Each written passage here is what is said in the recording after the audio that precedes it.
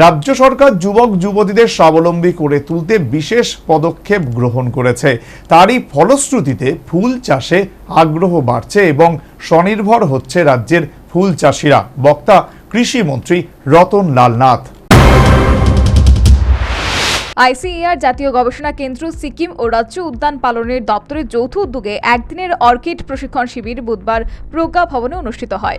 বুধবার অর্কিড প্রশিক্ষণ শিবিরের উদ্বোধন করেন কৃষিমন্ত্রী রতন লাল নাথ। তাছাড়া বিধায়ক Jitendra Majumdar, QRT chairman doctor HP. Singh, potato research সেন্টারের প্রাক্তন অধিকর্তা ডক্টর গিরপাল সিং সহ অন্যান্যরা উপস্থিত ছিলেন।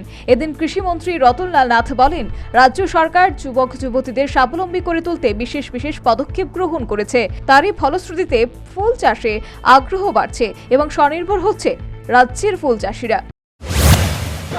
ফুল চাষে আমাদের রাজ্যকে আরও বেশি এগিয়ে নিয়ে যাওয়া। যদিও ফুল চাষে আমাদের রাজ্যের বহু লোক বর্তমানে প্রচুর টাকা রোজগার করছে, প্রচুর টাকা, এবং এটা এটা রোজগারের জন্য খুব ভালো জিনিস। অনেকে ফুল চাষ করতো আগে এমনি সৌন্দর্যের জন্য, কেউ ফুল চাষ করতো হবি, কিন্তু এখন মানুষ রোজগারের জন্য ফুল চাষ করে। এর জন্য গাঁদা ফুল, রজনীগন্ধা এবং জারবেরা, আমাদের অর্কিড এবং অন্যান্য ফুল, এগুলি খুব চাষ হচ্ছে।